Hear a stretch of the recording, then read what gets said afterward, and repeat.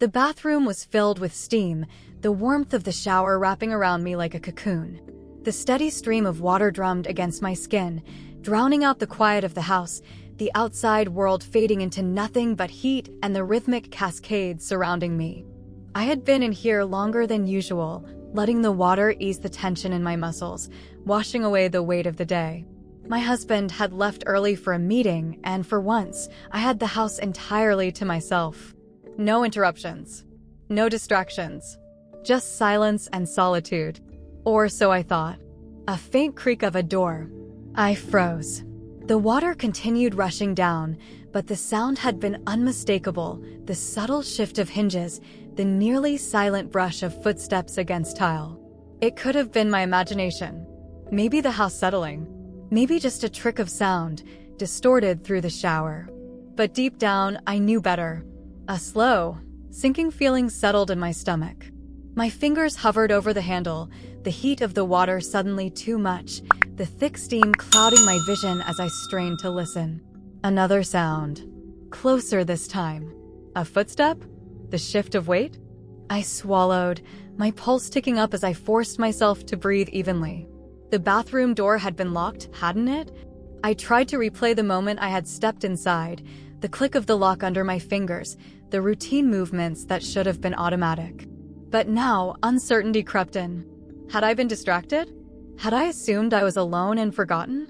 The air inside the shower felt thicker now, the glass door slightly fogged, but not enough to completely blur the outside world.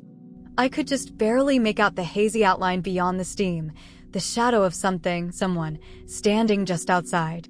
A slow, deliberate pause. Then a shift. I inhaled sharply, my fingers tightening around the cool metal handle, my mind racing through possibilities, through explanations, through anything that would make sense of this moment. My husband wasn't due home for hours. No one else had a key. No one should be here. And yet, they were. A hand, broad, unfamiliar, pressed against the glass, just for a second. A fleeting touch. A test. My breath hitched. My skin tingled where the steam clung to it, the warmth suddenly oppressive, suffocating. Whoever it was, they weren't leaving. The silence stretched, the steam thickening around me, my skin prickling under the heated water. My heartbeat pounded in my ears, drowning out every other sound. I could feel it in the air, the weight of the moment, the undeniable presence just beyond the barrier of glass. I should have said something. Should have reached for a towel, should have demanded an answer. Should have moved. But I didn't. Instead, I stood there, frozen, waiting for what would happen next. The seconds dragged on. The water cascaded down my back, pulling at my feet, and still, the figure outside remained unmoving, watching. Then, the door handle turned.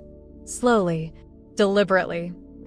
A quiet click, and the door began to open. The cool air from outside rushed in, mixing with the heavy steam, sending a chill racing up my spine.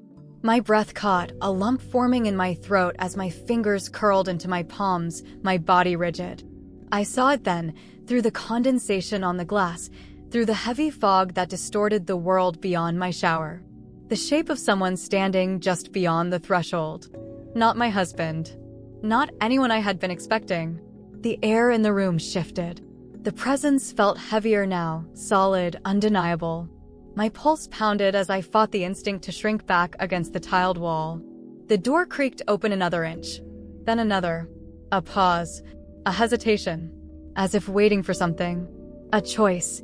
I swallowed, my heart racing, my mind screaming at me to move. But instead, I stayed where I was, breathless, waiting, as the figure finally stepped inside. The air inside the bathroom was different now, thicker, heavier. The warmth of the shower clashed against the cool air that slipped through the open door, sending goosebumps racing across my skin. My breath caught in my throat as I tried to make sense of what was happening. The figure took another step inside. The door clicked softly shut behind them, sealing us in, the space suddenly feeling impossibly small. I swallowed hard, my fingers gripping the glass door of the shower as if it were the only thing keeping me grounded. The steam made it impossible to see clearly, the world outside the glass blurred and distorted. But I could feel them. the weight of their presence pressing into the air between us, filling every inch of the bathroom with something unspoken, something charged. "Who's there?" My voice came out quieter than I intended, barely above a whisper. A beat of silence. Then, "Relax." The voice was low, smooth, familiar in a way that sent an unexpected shiver down my spine. Not my husband, but someone I knew. My fingers flexed against the glass, my pulse hammering against my ribs. "What are you doing here?" A slow exhale. Door was open. I swallowed. No, it wasn't. A quiet chuckle. Then how'd I get in? The realization hit me all at once, the weight of it settling in my chest. He had been waiting, watching. He knew I was here, knew I was alone. I should have been scared. Should have told him to leave. Should have reached for a towel, covered myself, done something to break whatever this was. But I didn't move. The condensation on the glass dripped in slow trails, blurring the world beyond the shower door, but not enough to hide the way he was looking at me. Not enough to erase the awareness crackling in the space between us. A slow shift of movement. A hand reaching toward the edge of the glass. I held my breath. The steam swirled around him as he stepped closer, his form becoming clearer through the haze. My skin burned from the contrast. The heat of the shower against the cool air creeping in from outside, the warmth of my breath mingling with the undeniable tension coiling in the air between us. "You should leave." The words came out weaker than I intended, lacking the conviction they should have held. A pause. Then, "Do you want me to?" The question sent another shiver through me, one that had nothing to do with the cold. My mind screamed at me to say yes. To tell him to turn around and walk out that door before this moment turned into something else. But my body didn't move. Another step. Another inch of space stolen away. "Tell me to go," he murmured. "And I will." I parted my lips, the words forming in my mind, ready to push past my tongue. But they never came. His fingers ghosted over the fogged glass, tracing slow, deliberate patterns that sent a ripple of something electric through me. The shower water still poured down, the sound mixing with the shallow breaths between us, drowning out every rational thought I should have had. That's what I thought. The tension snapped. The next moment unraveled too quickly, too seamlessly, like something inevitable finally taking shape. The fog on the glass made his expression unreadable, but I didn't need to see it to know exactly what it looked like. A shift, a pause, a lingering moment that stretched between us, heavy with something unspoken, something neither of us dared to name. And then, he turned.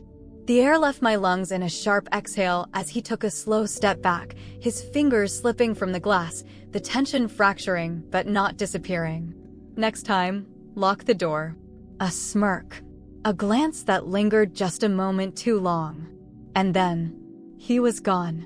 The bathroom door clicked shut behind him, the steam swirling in his absence, the heat pressing against my skin like a brand. The water still ran, the rhythm unchanged, as if nothing had happened at all. But I knew better, because I was still standing there, my breath unsteady, my fingers trembling against the glass, my heart pounding in my chest. And as I finally turned off the water, stepping into the empty silence of the bathroom, one thought remained. I wasn't alone in this. Because he knew it, too. And this wasn't over.